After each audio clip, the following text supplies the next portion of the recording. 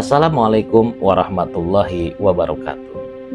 Teman-teman, di kehidupan ini kita bisa sedikit berimajinasi sambil membayangkan apa yang akan terjadi jika dunia ini hanya punya satu warna. Membosankan, bukan? Begitu juga sebaliknya, jika terdapat ribuan warna namun tak bisa bersama, tak bisa saling berpadu antara satu warna dengan warna yang lainnya, juga tetap tidak mengenakan. Dan faktanya ada keberagaman di sekitar kita semuanya.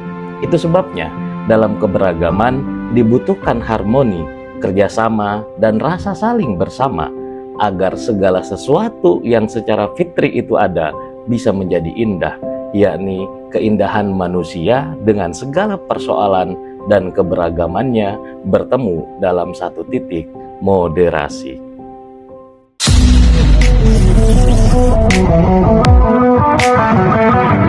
Moderasi menjadi satu isu yang telah berhasil menarik perhatian dan simpati publik, khususnya kalangan umat Islam. Sekitar 5 tahun yang lalu, para cendekiawan muslim di dunia berkumpul dan bersidang dalam konsultasi tingkat tinggi cendekiawan muslim dunia yang bertempat di Bogor pada tanggal 1 Mei 2018. Dalam pertemuan tersebut, mereka sama-sama memahami bahwa terdapat realitas peradaban modern yang menunjukkan kekacauan, ketidakpastian, dan akumulasi kerusakan global. Diperparah lagi dengan semakin curamnya kemiskinan, buta huruf, ketidakadilan, diskriminasi, dan berbagai bentuk kekerasan baik yang terjadi di tingkat nasional maupun global. Mereka percaya bahwa Islam bisa menjadi solusi karena Islam adalah agama damai dan rahmat. Islam adalah agama keadilan. Islam adalah agama peradaban yang prinsip dan ajaran dasarnya mengajarkan tentang cinta, tentang rahmat, tentang harmoni, tentang persatuan, tentang kesetaraan, tentang perdamaian, dan juga tentang kesopanan. Hal itu mereka rumuskan melalui Islam wasatiyah sebagai ajaran umat Islam yang hal tersebut telah dipraktekkan sejak zaman Nabi Muhammad SAW, disusul oleh Khulafaur Rasyidin yang nilai-nilainya kemudian ditransformasikan ke dalam dunia modern dan dunia kontemporer. Di pertemuan itu juga para cendekiawan muslim tersebut menegaskan kembali tentang pentingnya peranan dan tanggung jawab moral para cendekiawan muslim untuk memastikan dan memelihara generasi masa depan untuk membangun peradaban umatan wasat. Sebegitu pentingnya tema tentang moderasi Islam, sampai-sampai kita masyarakat mesti memahami tentang apa itu moderasi Islam. Moderasi Islam secara bahasa, moderat berarti wasat atau wasatiyah, karena itu tadi digambarkan sebagai Islam wasatiyah yang berarti Islam moderat. Islam moderat ini memiliki padanan makna, yaitu tawassut, yaitu tengah-tengah, i'tidal, adil, tawazun, berimbang. Secara praktis, Islam wasatiyah ini merupakan cara pandang, sikap, dan praktik beragama dalam kehidupan bersama dengan cara mengejawantahkan esensi ajaran agama yang melindungi martabat kemanusiaan dan membangun kemaslahatan umum, berlandaskan pada prinsip adil, berimbang, dan menaati konstitusi sebagai kesepakatan berbangsa.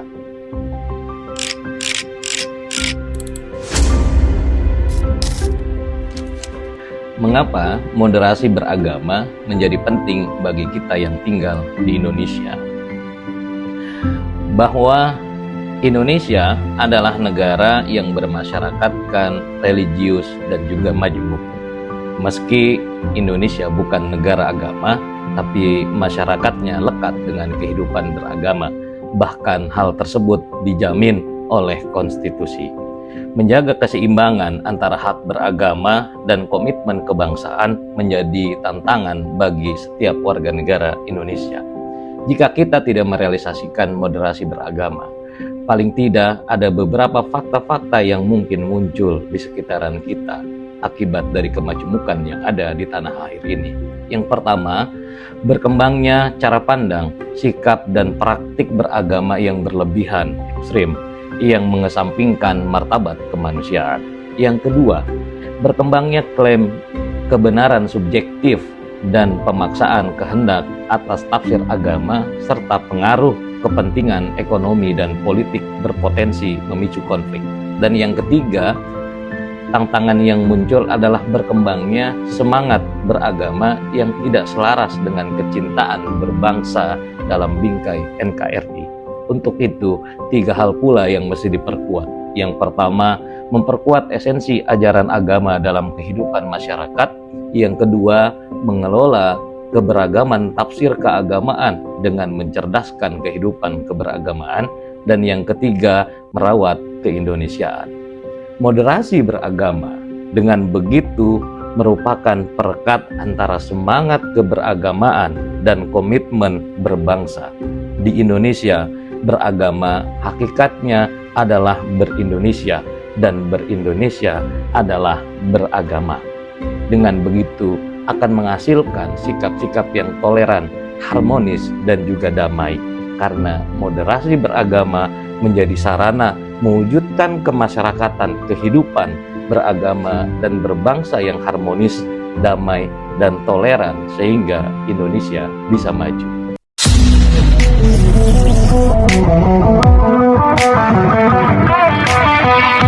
Lalu bagaimana strategi penguatan moderasi beragama dalam konteks implementasinya di kehidupan kita sehari-hari?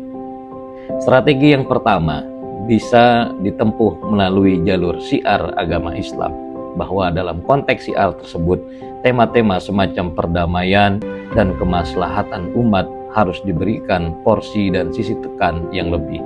Yang kedua adalah melalui sistem pendidikan, bahwa sistem pendidikan kita mesti diberikan penguatan, diberikan perspektif tentang moderasi, mulai dari pengembangan di dalam kurikulum, materi, dan proses pengajaran, pendidikan guru, hingga pada tenaga pendidikan lainnya.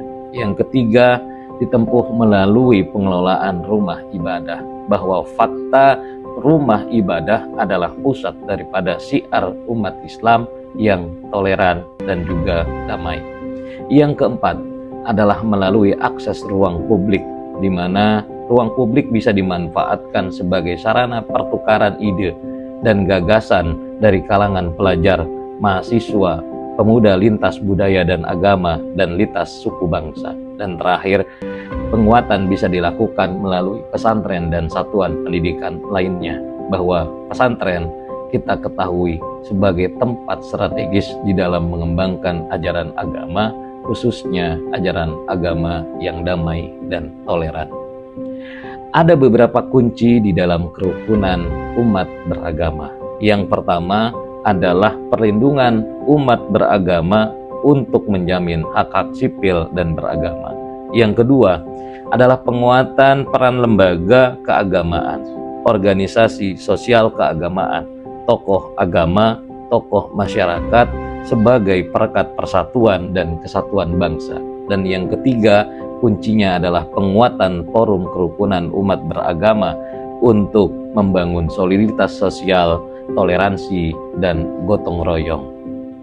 Kunci harmonisasi pada dasarnya terdapat 3. Yang pertama adalah masyarakat terlindungi hak sipil dan hak beragamanya. Yang kedua, para tokoh dan lembaga kunci mampu memainkan peran untuk menjaga situasi yang kondusif bagi terciptanya kerukunan dan solidaritas sosial demi kemaslahatan bangsa.